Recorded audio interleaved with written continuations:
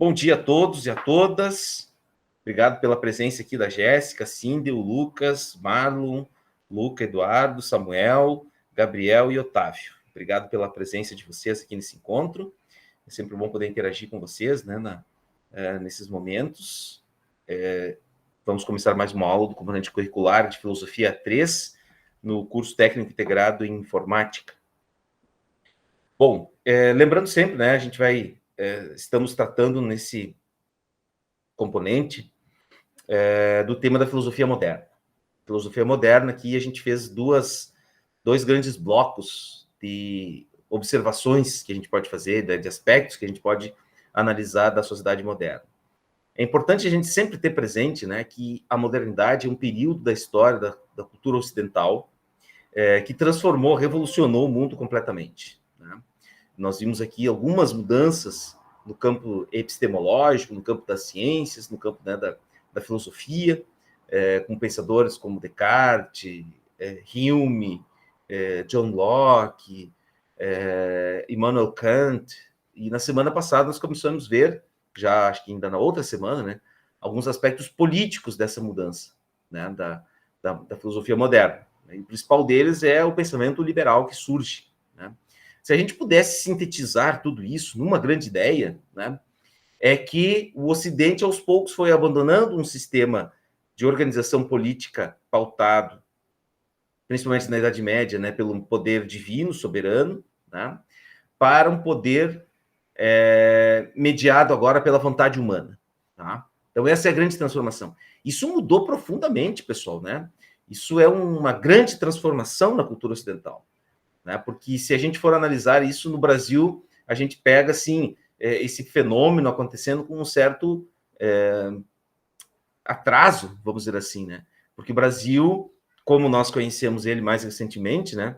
A gente pode dizer assim que ele é de 500 anos para cá, né? Esse Brasil, claro, não quero aqui negar toda a tradição dos povos tradicionais, né? Toda a cultura dos povos tradicionais, que a gente deveria fazer um aprofundamento muito maior sobre esses brasileiros que aqui viviam, né? Mas a maneira como a gente se organiza enquanto sociedade hoje, isso veio, de certa forma, entre aspas, importado, né?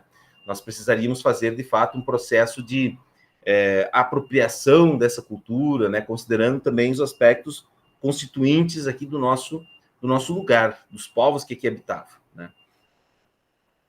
O Brasil foi uma colônia durante mais de 300 anos, né? O Brasil alcançou a sua independência política, independência entre aspas, né? Uma independência política somente no início do século XIX, né? Enquanto os europeus, os norte-americanos estavam disputando conflitos, guerras civis para constituírem os seus estados liberais, né? O Brasil ainda era pasmem, uma colônia de uma monarquia medieval, né? Que era o caso da colônia brasileira em relação a Portugal. Tá? E aí, somente em 1822, o Brasil torna-se independente, e então vive esse período imperial, né, de 1822 a 1889. Né? O Brasil foi um império, pessoal, né? O único país, o único lugar na América do Sul que foi um império foi o Brasil, né? Um império escravocrata. Né? A escravidão acabou em 1888, né? O Brasil império manteve-se num regime escravocrata durante praticamente todo o século XIX, né? E ao final da escravidão, em 1888, ocorre a liberdade dos negros e simplesmente eles passam a ser, né, não mais escravos, mas pessoas, entre aspas, livres, mas que não tinham condições mínimas de trabalho, não tinham instrução, não foram indenizados pela sua condição de escravos, né? Foram simplesmente abandonados, né? E aí, em 89, o Brasil, então, assume a condição de república. E vejam, pessoal, o Brasil está extremamente retardatário, assim, ó. Imagine um circuito de Fórmula 1, né? Os carros mais velozes estão há anos na frente, correndo já, né? E o Brasil está lá com seu fusquinha, engatando a segunda marcha, recém, para poder engatear aí no início do século XX, né? Então, assim, a nossa história ela é retardatária, né? Muitas das ideias que lá no século XVIII estavam efervescendo na Europa, impulsionando movimentos, revoluções políticas, revoluções no campo do comércio, da indústria, que estavam transformando o cenário do Ocidente, o Brasil aqui, nós estávamos literalmente deitados em berço esplêndido, né? Alguns deitados, né? Outros estavam sofrendo muito, né? A grande maioria, diga-se de passagem. Mas, de qualquer forma, né, pessoal, esse processo todo de constituição das ideias do Ocidente, né? Por exemplo, hoje nós defendemos tanto a democracia, né, a República Brasileira, né? O Brasil é uma república, apesar de ser uma república com muitos vícios, né? Nós somos uma república, né? Nós vivemos num Estado democrático, né? Ora mais consolidado, ora um tanto fragilizado, né? O século XX, o Brasil viveu mais de 30 anos, né, em períodos de ditadura, né? Ainda lá na época do Getúlio Vargas, depois com a ditadura militar de 64 até 85, 21 anos, né, de ditadura militar. Então, assim, o Brasil é um país que ainda precisa estudar muito os filósofos liberais, precisa estudar muito a Constituição da sociedade civil, né? Que é o que a gente está tratando aqui hoje, né? Nós ainda, por isso que alguns autores dizem que nós ainda não passamos ainda totalmente pela modernidade, tá? Lá quando vocês forem para o 4º ano, a gente vai estudar um pouco isso, né? A filosofia contemporânea, né? Muitos autores vão dizer que, né, o Brasil, principalmente, ainda não acessou uma filosofia contemporânea, né? O Brasil ainda é um retardatário da modernidade, porque as mudanças provocadas pelo mundo moderno, elas não se efetivaram totalmente aqui no Brasil, né? Que a gente vai ver na aula de hoje, né, principalmente com o pensamento de dois desses autores, né, o John Locke e o Jean-Jacques Rousseau, que influenciaram e são muito importantes, né, para o Ocidente como um todo. O Brasil ainda não efetivou na sua plenitude as mudanças que esses filósofos lá no século XVII, século XVIII já pregavam, tá? Então nós estamos aí, na pior das hipóteses, com uns 300 anos intelectualmente atrasados, né? E aí, assim, só para dar um exemplo para vocês, como é que a gente vai ficar nessa condição durante muito tempo, né? O Brasil, essa semana, cortou, né? O Ministério da Economia cortou 88% do orçamento de pesquisa do país, né? Ou seja, se de cada R$ 100 que existia para desenvolvimento de pesquisas no país, sobrou 12, né?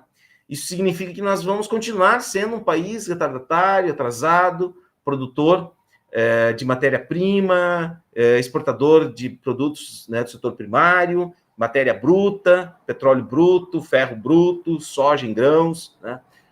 Que sempre foi o que aconteceu no Brasil, né? Nós exportávamos pau-brasil, depois exportamos café não, açúcar, depois café, enfim. Agora estamos exportando soja, né? A nossa balança comercial é dependente desses produtos agrícolas, né? E isso, e aí, o pior de tudo, bruto, né?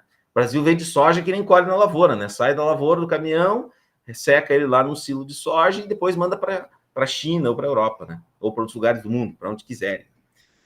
Ou seja, é um produto sem nenhuma valor agregado, né? Nós temos alta tecnologia para produção, mas a gente para aí, né?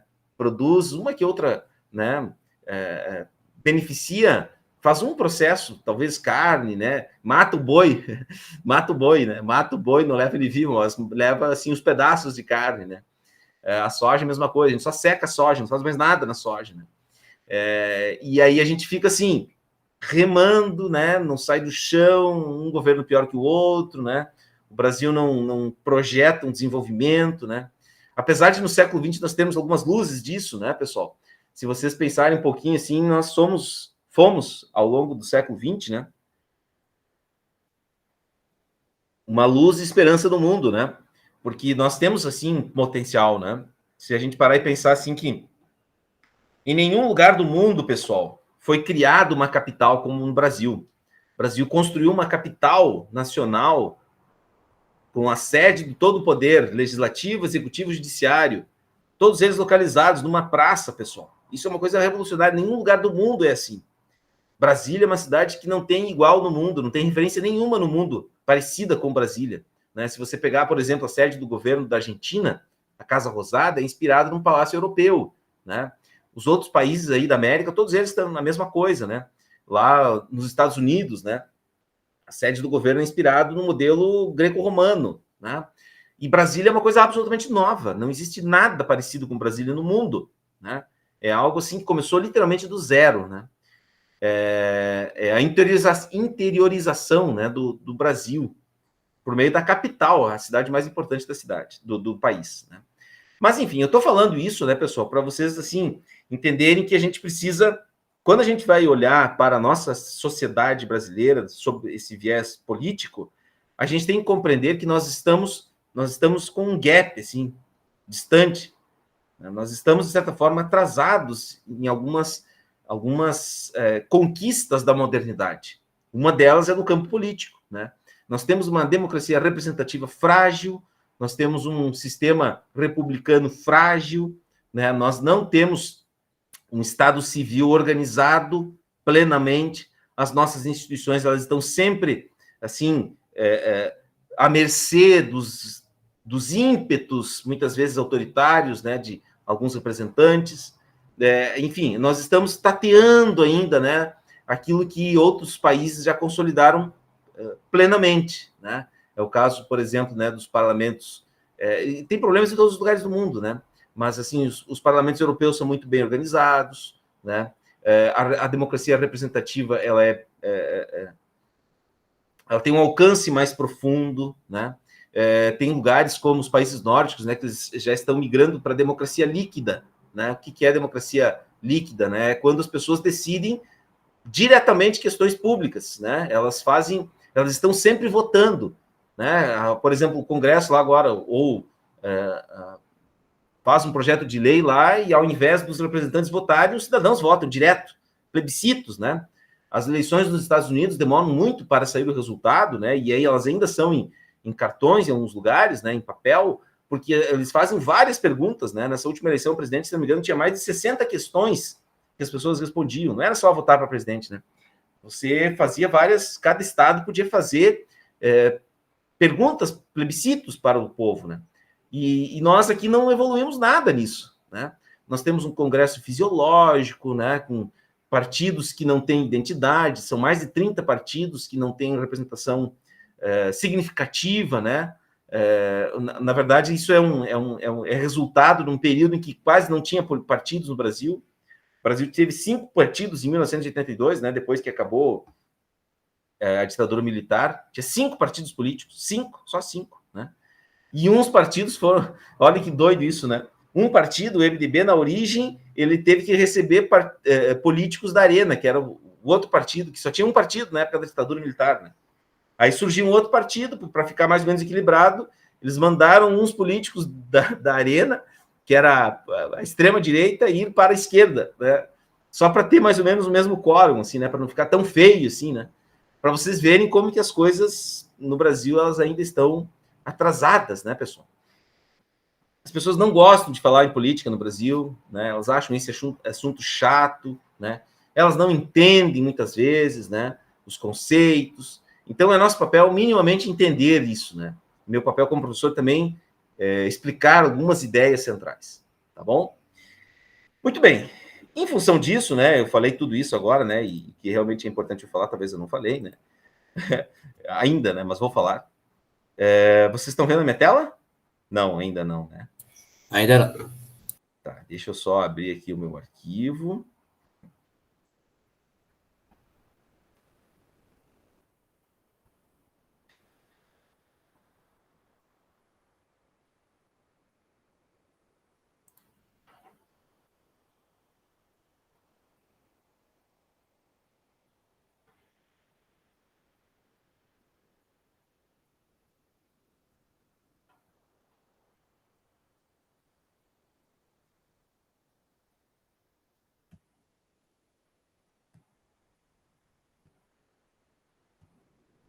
Pessoal, vocês conseguem me ver ou só veem a minha tela?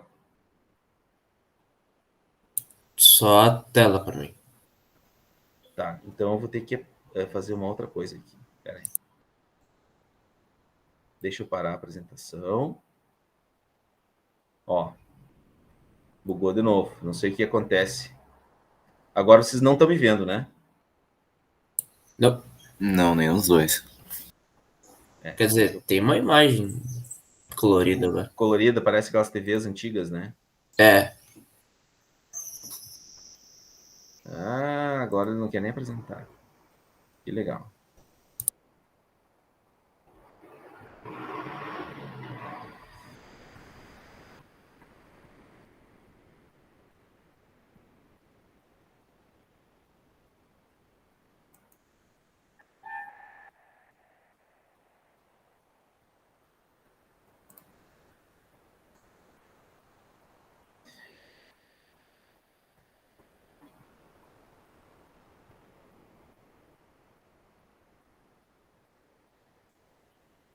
Só um pouquinho, pessoal.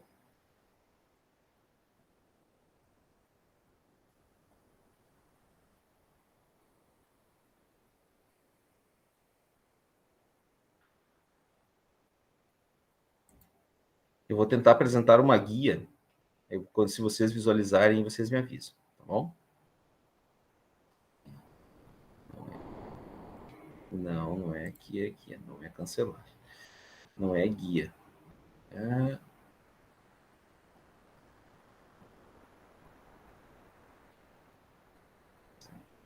Ovo, só um pouquinho, pessoal. O Meet está bugando aqui.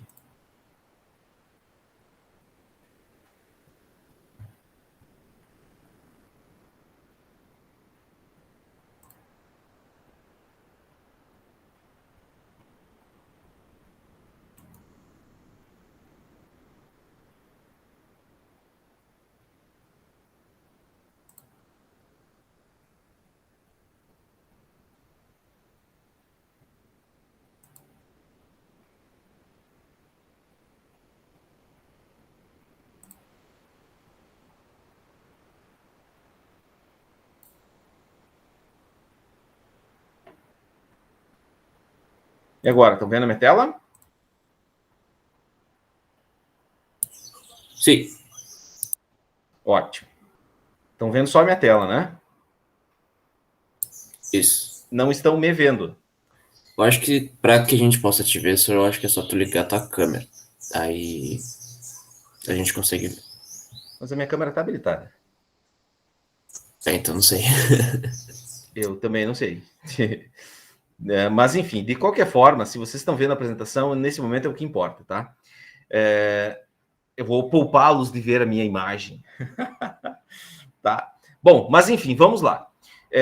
Na semana passada, a gente começou vendo alguns aspectos, né, sobre o pensamento liberal moderno. E a primeira noção é a ideia de contrato. Tá? Por que o contrato, a ideia de contrato, ela é importante, pessoal? Porque um contrato, ele representa as vontades das pessoas. Sempre que as pessoas fazem contratos, você expressa livremente uma vontade, tá? E isso é tão importante, por que eu enfatizo tanto isso, né, pessoal? Porque os contratos, até hoje, os contratos, eles representam a expressão livre dos indivíduos, tá? Ele, assim, você não precisa de intervenções de ordem transcendente, sobrenatural, para representar e justificar as suas vontades. O contrato, ele é importante porque você expressa a tua vontade, sem a vontade de alguém interferindo no meio, tá? Devo entender isso, pessoal? Essa é a noção de contrato, é a noção central do pensamento liberal moderno. Todas as ações nas sociedades modernas, elas são reguladas por contratos, né? Eu dei exemplos para você semana passada. Você compra uma linha de telefone, de celular, um chip qualquer, é um contrato que você assina, né? Você compra um aparelho, enfim, qualquer... Uma nota fiscal é um contrato, porque ali vai o teu nome, tem o nome da loja, né? O produto que você está mediando. Eu comprei, sei lá, um aparelho de televisão, né, e tal.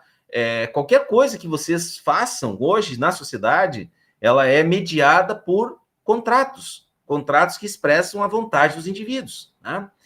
Assinar os documentos, né, uma carteira de identidade, ali está a tua o teu contrato, o teu registro civil, né? Por exemplo, a carteira de identidade é isso que ela é. Está escrito lá, né? Registro civil.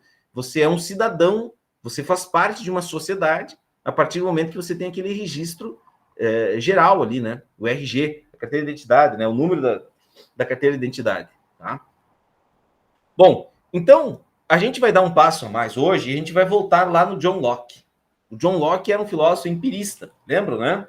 John Locke acreditava que nós somos como tábulas rasas, somos como uma folha em branco, tá? E que com o passar do tempo a gente vai acumulando novas experiências, certo? Essa é a concepção do John Locke sobre conhecimento. O que nós vamos ver na aula de hoje é a concepção do John Locke no campo político. Ele escreve 2 livros, né, sobre filosofia política. O primeiro tratado sobre o governo civil e o segundo tratado sobre o governo civil.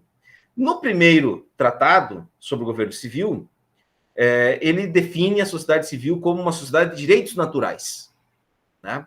O que significa isso? naturalmente os indivíduos têm direitos. Eles não precisam fazer nenhum esforço. Eles não precisam receber esse poder de alguém. Ou melhor, esse poder não, esse direito. Ele não precisa ser dado ao sujeito. Dado por Deus, dado pelo rei. Não. Naturalmente ele tem esses direitos. Tá? Essa é a grande novidade da sociedade civil moderna. Né? Vejam, pessoal, o John Locke escreveu isso lá no século XVII. Né? O John Locke é um dos pilares da sociedade civil moderna, da noção de direitos humanos da sociedade moderna. Está lá no John Locke. Né? Para o John Locke, e mais do que isso, né? Lembro que na semana passada eu falei do Thomas Hobbes. Né?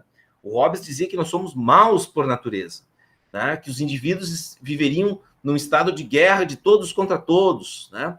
Todos estariam dispostos a matarem se não existirem um estado civil. Né? Quando os indivíduos fazem um estado civil, eles abandonam aquela vontade, né, de matar os outros, né, de cometer o mal contra os outros, e eles ingressam, né, eles fazem um acordo para que todos possam viver minimamente em paz. Né? Os indivíduos trocam o seu direito natural, essa liberdade natural, para poder viver com segurança. Né? Ao invés de ficar no estado natural com medo dos outros, eles trocam isso em nome da segurança para viver em paz, para poder viver em paz. Né? Então, naturalmente, segundo Thomas Hobbes, os homens são maus. Para John Locke, é o contrário. Naturalmente, os homens, eles não são nem maus nem bons. Né? Mas o John Locke acredita, né, que os homens eles têm uma tendência a conviver de modo pacífico. Né? E que os homens podem ser bons, né? Que eles não são maus, necessariamente maus. A diferença para o Thomas Hobbes é que o Hobbes acreditava que no estado de natureza não existiam direitos. Havia apenas homens maus, com medo. E por isso que eles eram maus, porque eles tinham medo. Né? O John Locke vai dizer que não, que os direitos naturais eles já estão lá no estado de natureza. O problema é que os homens não têm como assegurarem esse direito. Tá? Não tem como alguém... Quem é que vai julgar se não existir um Estado, um juiz neutro? Teve um juiz por aí no Brasil que não foi tão neutro assim, né? Mas espera-se que um juiz ele sempre seja neutro, né? Que ele possa julgar os crimes, os erros cometidos pelas pessoas com neutralidade, né? E sempre assegurando que todos somos naturalmente possuidores de direitos. Mas quais seriam esses direitos naturais que nós temos? O John Locke vai dizer que, basicamente, são 3. A vida, a liberdade e a propriedade. Naturalmente, nós temos esses direitos. Né? Nós não precisamos nos esforçar para nada. Né? Qual que é a primeira propriedade que nós temos, pessoal? Eu já falei isso para vocês, né? Qual seria a nossa primeira propriedade? Qual que é a primeira propriedade, pessoal? De um ser humano? Qual que é a primeira propriedade que um ser humano tem? Essa é uma bela pergunta. Vida. A vida está onde, Otávio? Onde que vive uma vida num ser humano? No seu? A vida é um direito, mas a vida habita aonde? E aí é a primeira propriedade do ser humano. Qual que é a primeira propriedade de um ser humano, pessoal? O seu? Vocês não estão me vendo agora, né? Não adianta eu fazer caretas aqui. Eu vou chutar. Nosso corpo. Diga, o nosso corpo. O nosso corpo é a primeira propriedade, pessoal. Por isso que ele é inviolável. Ninguém pode fazer nada contra o nosso corpo sem a nossa vontade, sem a nossa autorização, né? Por isso que o corpo ele precisa sempre ser protegido, ele precisa ser cuidado, né? E ele é inviolável. É por isso que por isso que por exemplo, o assédio ele é um crime violento, né? O assédio sexual, o assédio físico, né? Porque ele viola a vontade da pessoa, viola o seu corpo, a sua propriedade, a sua primeira propriedade, né? Por isso que o corpo ele precisa ser preservado, né? Vocês sabiam que para fazer uma cirurgia, você precisa fazer se você for maior de idade, né? Você faz o médico ele não pode, vocês sabiam disso, né? O médico ele não pode fazer uma cirurgia sem o consentimento dos indivíduos, né?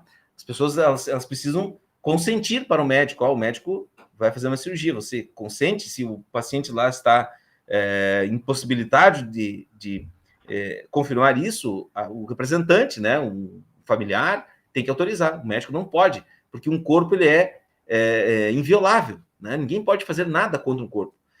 Por incrível que pareça, esse é o argumento dos antivacina, né? O antivacina vai dizer, não, mas o corpo é meu, eu não quero que ninguém faça nada contra o meu corpo. É um argumento, né? Ele se vale disso, né? Do direito à liberdade. Só que aí que tem uma diferença, né? Por exemplo, a vacina, ela não causa o bem somente para você. Ela pode causar o bem, ela causa o bem também para a sociedade, né? Vocês estão vendo, né? Acompanhando aí, o Brasil está em queda livre nos números de casos de contaminação de Covid e de mortes, né? Por que isso? Porque nós estamos vacinando as pessoas, né? Nós já temos hoje metade da população brasileira com o esquema vacinal completo, 150 milhões de pessoas vacinadas, isso é 3/4 da população brasileira, né? Com a primeira dose. E nós estamos e a causa, né, da gente estar voltando à vida quase que normal, né, quase em todos os espaços, né, porque a sociedade assumiu, né, essa importância, né. Então os antivacina aqui no Brasil eles não ganharam, não venceram, né. Os Estados Unidos está sofrendo com isso, né. Eu vi essa semana, né, teve mais de 2.000 mortes num dia, né, nos Estados Unidos. Eles estão com os índices de vacinação ainda muito baixos, né? Porque eles acreditam nessa visão, né? Nessa visão distorcida do pensamento do John Locke, né? A sociedade americana que é muito liberal, é muito influenciada pelo pensamento do Locke, né? Até inclusive a declaração de independência deles, né? Porque eles acreditam que o corpo ele é inviolável, né? E que eu não deveria a princípio permitir que alguém, né, fizesse alguma coisa que não fosse, né, da minha vontade. Mas eles vão só ter um passo, né, da ideia do John Locke, né? Porque se a gente pensar que nós temos o direito à vida, né? E que eu posso, por exemplo, me contaminar com alguém que não está vacinado, né? E se essa pessoa estivesse vacinada, eu poderia não não ter um caso grave da vacina, ou não ser a vacina não, ou a Covid, né? Não causar tanto mal em mim, né? Enfim. Mas só para dar um exemplo para vocês, né? De como que essa questão dos direitos ela é profunda, interessante, né? E então a propriedade é o nosso corpo é a nossa primeira propriedade, né? E ele é um direito natural, né? Ninguém precisa dizer que o meu corpo ele é inviolável. Eu tenho um corpo, então é a minha propriedade. Ninguém pode fazer. Assim como eu posso fazer, por exemplo, assim, uma tatuagem no meu corpo, que isso eu não vou estar causando. Eu posso pintar o meu cabelo da cor que eu quiser, eu posso usar a roupa que eu quiser, né? Isso é tudo aquilo que diz respeito ao meu corpo diz respeito à minha propriedade. Assim como na minha casa, se eu quiser fazer uma casa amarela, verde, laranja, cor de rosa, a cor que eu quiser, eu posso fazer, né? A propriedade, ela os autores mais radicais, por exemplo, John Rawls, que é um representante contemporâneo, né, do liberalismo do John Locke, né, um filósofo norte-americano, ele vai dizer, inclusive, que as propriedades materiais, elas são condição para o exercício da liberdade e da vida, né? Então, os governos deveriam colaborar para as pessoas terem fácil acesso às propriedades, à sua casa, a posses, né, de bens, porque é isso que lhes permite usufruir desse direito da liberdade e da vida, né? Por isso que, como é que se efetiva isso, né, pessoal? Redução dos impostos de bens de propriedade, né? Facilidade de acesso a bens, né? Enfim. E é em nome desses direitos, então, dando um passo adiante, né? É em nome desses direitos naturais que os homens fazem contratos sociais, né? A criação desses contratos sociais, na verdade, é a sociedade civil, né? E o governo deve, portanto, comprometer-se com a preservação desses direitos, né? Os governos, eles devem sempre, então, ajudar os indivíduos todos, né, a usufruírem, a gozarem desses direitos naturais, né? Esse é o papel do Estado, né? O Estado civil, né? O papel do Estado liberal, né? Então, além de proteger os direitos, e como que o Estado pode proteger os direitos? Ajuizando as relações entre os indivíduos, para dar-lhes seguranças, né, acerca desses direitos que eles naturalmente têm, tá? Então, essa é a lógica de funcionamento da sociedade, né? O poder, e mais, né, para John Locke, o poder mais importante é o poder legislativo, né? Porque o poder legislativo é o lugar, efetivamente, em que as pessoas podem escolherem os seus representantes, né? E fazer e cobrar desses representantes que eles preservem os seus direitos naturais, tá? Esse é o funcionamento da sociedade, pessoal. A sociedade organizada politicamente, ela funciona assim, né? Uma sociedade que avança é uma sociedade que cobra dos seus políticos, né? Mas que conhece o funcionamento. O Brasil tem uma visão distorcida disso, né? Quando eu falei para vocês, né, que nós estamos tateando ainda nessa constituição da sociedade moderna, porque nós temos uma herança que vem lá do Brasil colônia, do Brasil império, da figura central do líder do executivo, né? Por incrível que pareça, pessoal, o chefe do executivo, numa sociedade liberal, é o que menos tem poder. É o que menos tem poder, porque o chefe do executivo, como o nome mesmo diz, pessoal, ele executa, por isso que ele é o executivo, ele executa aquilo que a sociedade está querendo fazer. E onde que a sociedade diz o que ela quer que aconteça é no legislativo, né? E o poder judiciário, aqui, ó, isso é uma coisa bem importante, pessoal, para vocês entenderem. O judiciário, ele só entra em cena quando alguém faz alguma coisa errada. Não é assim no jogo de futebol. Quando o juiz aparece mais no jogo de futebol, é porque o jogo está muito ruim. O juiz está fazendo que as coisas não estão acontecendo de modo correto, né? Um jogo bom de futebol, eu vou dar o exemplo do futebol, é aquele que o juiz praticamente não aparece, né? Uma sociedade também é assim, né? Quando alguém começa a criticar tanto o judiciário, não é porque o judiciário quer governar ou quer ter poder. Não é esse o papel numa sociedade civil. O papel do judiciário é garantir a segurança e ajuizar as relações entre os indivíduos. Bom, se o judiciário está aparecendo muito, quer dizer que as relações entre os indivíduos não estão de forma correta. Tá dando para entender, pessoal? Tem alguma pergunta, algum comentário? Estou viajando demais aqui. Liguei aqui o play e não parei mais. Pessoal, até aqui, alguma pergunta, algum comentário?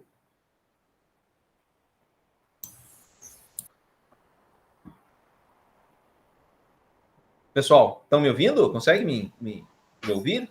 Tudo certo, senhor. Tá fazendo sentido. Sim, dá para ouvir. Estão conseguindo compreender a lógica, então? Quem pensou nessa organização de sociedade que nós temos hoje, pessoal, foram esses caras aqui, há 300 e tantos anos atrás, né? Mais de 300 anos. Então, quando o John Locke vai defender um Estado liberal, ele vai dizer o seguinte, né? É que o contrato social entre as pessoas numa sociedade, ele deve servir para garantir os direitos individuais e assegurar a liberdade econômica. O John Locke, depois a gente vai, mais adiante, acredito que na próxima aula a gente vai ver um pouquinho sobre ele também, é o mentor intelectual do Adam Smith, que é o pai do liberalismo econômico. Tá? A gente vai talvez vamos estudar um pouco isso mais lá no início do 4º ano, né? Quando a gente vai voltar a falar um pouquinho sobre liberalismo, né? O John Locke é um mentor intelectual do liberalismo político e econômico. Em que sentido? No sentido de que o poder político deve assegurar os direitos naturais das pessoas e também a liberdade econômica, a liberdade dos indivíduos fazerem os seus negócios, né? Regularem a sua economia. Essa é uma noção bem importante, né, pessoal, das sociedades modernas, tá? E aí que deve existir, essa é a função do Estado, garantir os direitos individuais e assegurar a liberdade econômica. E o ponto central para que tudo isso se efetive, que é o poder mais importante, é o poder legislativo, né? A ideia de soberania, ela não está na figura de um monarca absolutista, né? Como, por exemplo, lá aquele monstro, Leviatã, que Thomas Hobbes criou, né? Que tem o cetro, a espada e o poder centralizado todo na mão dele. O John Locke pensa exatamente o contrário. O John Locke vai defender um Estado em que a soberania está no legislativo representativo, né? No parlamento, né? O poder está na Assembleia, né? Porque o poder da Assembleia é o que dá legitimidade a uma sociedade civil organizada, né? Para John Locke, a Assembleia é o lugar em que o poder é delegado a uma Assembleia de homens que tem a função de preservar os direitos naturais. né? E deve-se fazer isso em nome da união voluntária e consentida entre os indivíduos, né? Como não dá para todo mundo ser membro de um parlamento, você tem que escolher representantes, tá? Voluntariamente. Por isso a importância dos votos, né? Por isso a importância das eleições. Por isso a importância de você escolher um representante que efetivamente possa garantir ou, minimamente, defender os teus direitos, assegurar os teus direitos, né?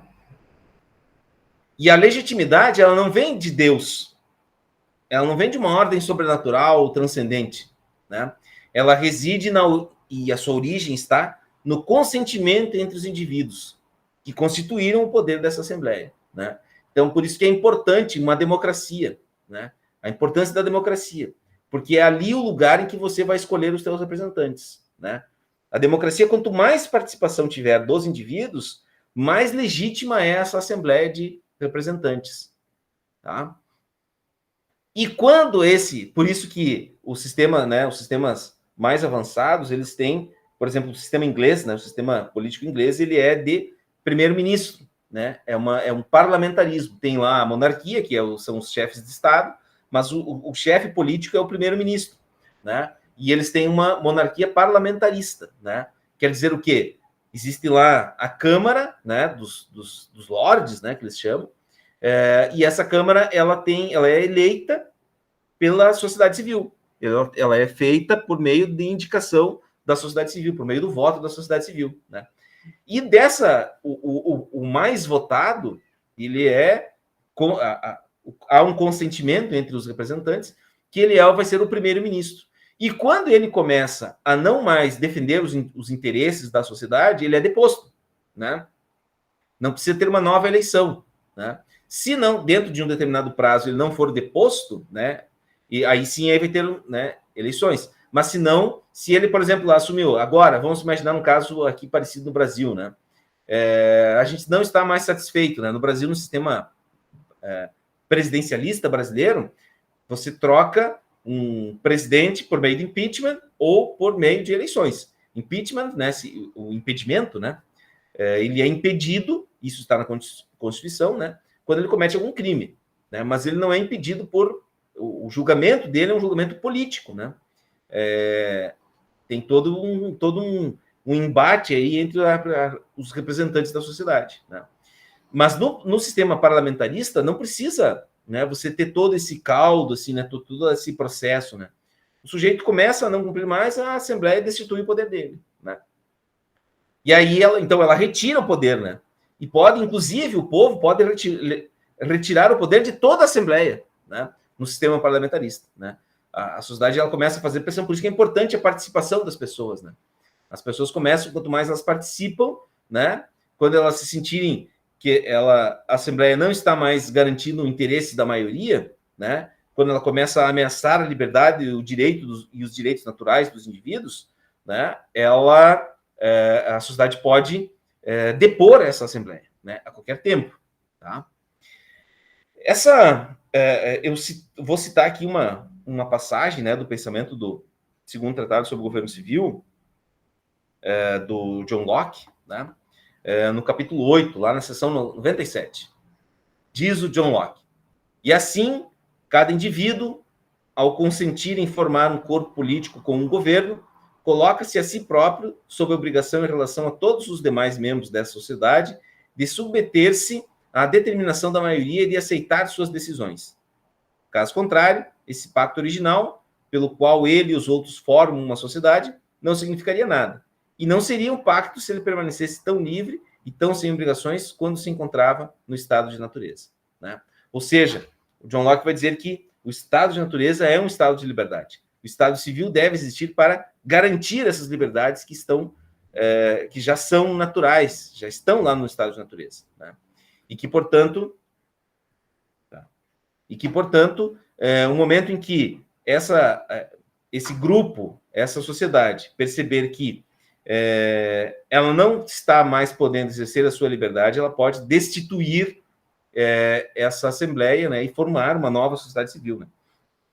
Isso está na base, pessoal, da Constituição dos Estados modernos, né? Não se esqueçam que a Europa era um continente, né, com reinos feudais, com monarquias absolutistas. Essas monarquias passaram a ser depostas. Esses caras estão escrevendo lá no século XVII, pessoal, século XVIII, por aí, século XVII. Então, eles escreviam e, ao fazerem isso, eles incentivavam e, de certa forma, introjetavam nas pessoas, né, a noção de que elas iriam constituir, então, uma nova forma de organização social. Não mais a partir das monarquias absolutistas, tá? Né? Mas a partir agora de um Estado soberano. Um Estado a partir da vontade popular. Um Estado a partir da vontade dos indivíduos, que naturalmente já têm direitos, que eles não precisam. Como é que existia? Como é que era a organização até então? As pessoas simplesmente trabalhavam naquele modelo feudal de economia, trabalhavam para o rei. E aos poucos as pessoas foram vendo, tá, mas por que isso? Por que seguir a vontade do rei? Por que essa ordem? Ela é uma ordem natural? Da onde que vem essa ordem? Da onde que vem essa obrigação minha de seguir a vontade de alguém? Né? E ao fazer isso, então, esses filósofos começaram a constituir, a formar uma nova sociedade. Né? Agora, a sociedade legitimada por meio do Estado, tá? Por meio, assim, da vontade dos indivíduos. Bom, pessoal, eu ia falar sobre o Rousseau hoje, mas eu vou encerrar por aqui, tá?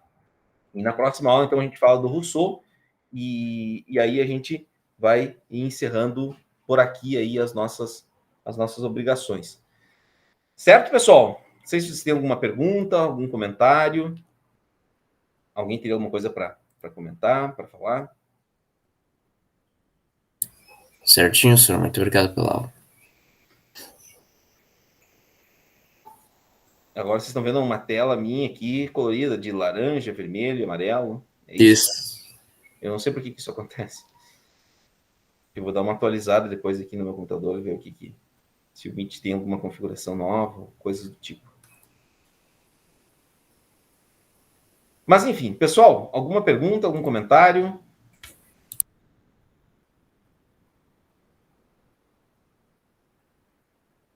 Se não mais, eu vou interromper a gravação.